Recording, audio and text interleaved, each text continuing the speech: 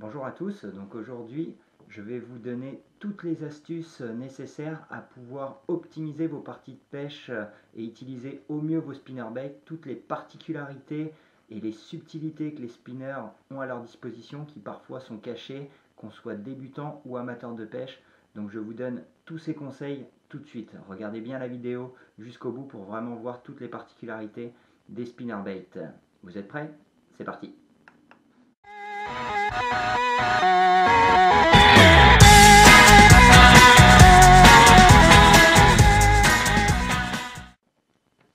Le spinnerbait.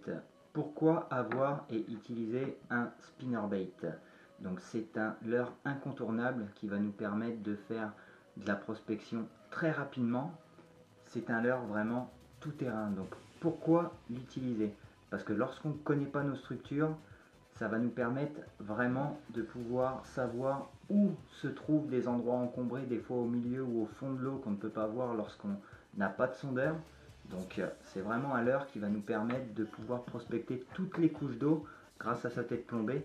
Donc on peut très bien le lancer et le ramener tout de suite à la surface pour prospecter la première couche d'eau, comme le laisser couler jusqu'au fond si désiré pour pouvoir prospecter entièrement toutes les couches d'eau. Donc on peut vraiment faire des parties de pêche entièrement dédiées au spinnerbait sans aucun problème. Donc c'est vraiment un indispensable à avoir. D'ailleurs, si au cas où vous n'avez pas vu ma précédente vidéo sur les premiers leurres à acheter lorsqu'on débute la pêche au carnassier, je vous invite à aller la voir, à cliquer sur le bouton i en haut à droite. Cette vidéo sera faite pour vous. Donc également, quand l'utiliser? Alors moi, je vais l'utiliser déjà dans un premier lieu lorsque je vais tomber, ce qui nous est tous arrivé, dans des endroits très encombrés. On va voir énormément d'herbes, de nénuphars, des branches immergées, carrément des arbres, que là, à partir du moment où on se dit je suis obligé de contourner cet obstacle-ci, parce que si je lance mon leurre, il va finir dedans, ou à chaque fois je vais ramener toute la salade que peut disposer au milieu de toutes ces herbes, donc freiner la nage du leurre que j'utilise, donc ce qui est vraiment pas idéal, ce qui peut nous ruiner notre spot de pêche en freinant la nage ou en se prenant dans les branches, donc perdre notre leurre, perdre le spot, car ces spots-ci sont vraiment les meilleurs endroits pour débusquer du carnassier, du brochet, du doré, de l'achigan aime se cacher au milieu des arbres immergés ou au milieu de la végétation. Donc c'est à ce moment-ci qu'on va vraiment passer au spinnerbait qui va vraiment nous permettre, grâce à leur armement en métal, de percer la végétation au milieu et de passer vraiment au travers sans problème, et également en plein milieu des branches de venir taper dedans, qui va nous permettre de passer au-dessus, ou alors si on s'accroche un peu, juste à tirer un petit peu et cela va venir automatiquement. Donc ça va vraiment limiter la perte de voleurs en utilisant ceci. C'est pas une science exacte, ça peut arriver, mais en tout cas ça sera très rare. Et également le fait de venir taper en plein milieu des branches, ça va vraiment forcer le poisson à le débusquer et à attaquer votre leurre, ce qui l'en raffole. Donc moi ce que j'aime beaucoup sur les spinners, c'est justement les utiliser avec un trailer. Pourquoi? Parce qu'on va émettre des vibrations supplémentaires dues aux palettes et donc à la caudale, et mettre un volume également supplémentaire que la jupe nous dispose. La jupe, une fois qu'elle va toucher l'eau, va gonfler, donc pour imiter un petit peu comme une écrevisse. Donc on sait que le bass et le brochet adorent les leurres un petit peu volumineux, donc ça va renforcer cet effet-ci de la jupe. Donc vraiment à avoir. Et également, moi ce que j'aime utiliser dans les spinnerbaits, j'aime les utiliser dans mes premiers leurres que je vais mettre à l'eau. Pourquoi? Parce que sur un leurre souple, on va pouvoir mettre de l'attractant. Et l'attractant, ça va vraiment diffuser une odeur sur notre spot de pêche qui va nous permettre d'amener les carnassiers qui étaient juste un petit peu plus loin, qu'on n'aurait certainement pas fait sans utiliser d'attractant. Ça va diffuser cette odeur-ci qui va indiquer aux carnassiers il y a quelque chose d'intéressant ici, je vais aller y voir. Donc ce qui va vraiment, même si on n'a pas fait de touche avec notre spinnerbait, d'optimiser nos chances lorsqu'on va passer à d'autres leurres, crankbait, jerkbait, car le carnassier va être rassemblé à cet endroit-ci parce que l'odeur l'aura attiré, et donc va faire attention autour de lui à qu'est-ce qui sort de l'ordinaire. Donc voilà pourquoi à avoir dans sa boîte et à utiliser dans vos premiers lancers, c'est ce que je vous conseille.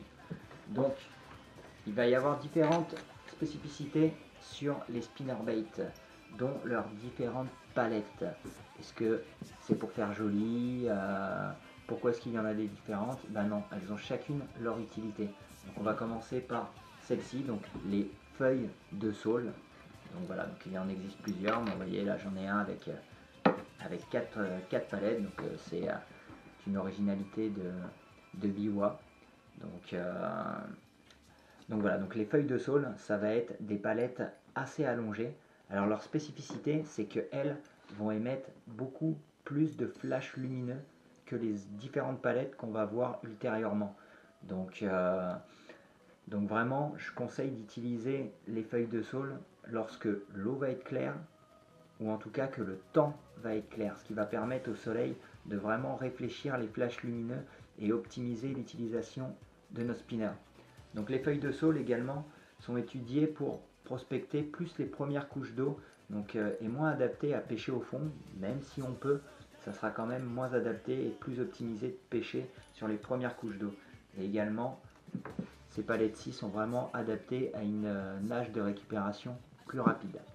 Donc les feuilles de saule, plus de flash lumineux, récupération rapide et pêcher dans les premières couches d'eau. C'est comme ça qu'on va vraiment les optimiser. La deuxième catégorie vont être avec les cuillères Colorado, donc qui vont être des cuillères arrondies. Donc elles vont être au final l'inverse des feuilles de saule. Donc elles vont nous permettre de pêcher plus creux. Donc on va vraiment pouvoir pêcher au fond, ramener en linéaire comme en vertical pour faire la technique un petit peu d'hélicoptère, faire tourner les palettes de derrière.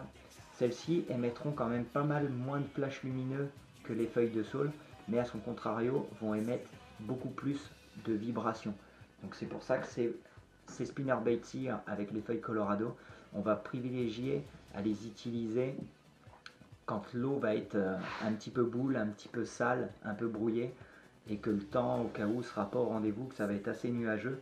Donc les flashs lumineux seront limités, donc justement on va essayer de passer à d'autres types de vibrations, donc les feuilles Colorado qui émettront beaucoup plus de vibrations que les feuilles de saule.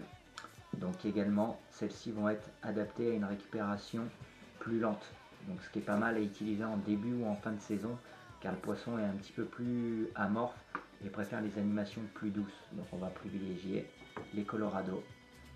Donc animation plus lente, plus de vibrations et qui va nous permettre de pêcher plus creux. Donc ensuite il en existe un troisième type. Malheureusement je n'en ai pas, car au Québec c'est très compliqué d'en trouver. Je ne sais pas si vous en France ou même au Canada vous en trouvez. Ça va être les Indiana. Ça va être un petit peu le mix des deux. Elle sera un petit peu plus arrondie que la feuille de saule, mais plus allongée que la Colorado. Donc celle-ci sera forcément adaptée au juste milieu, c'est-à-dire optimisée dans les couches inférieures de l'eau, voilà, sur la zone du milieu, avec une récupération au final modérée, et émettra tout aussi bien des flashs lumineux que des vibrations. Ça sera vraiment le compromis entre les deux. Donc moi ce que j'utilise pour les remplacer, ça va être celle-ci qu'on peut trouver principalement donc avec une palette Colorado et une en feuille de saule.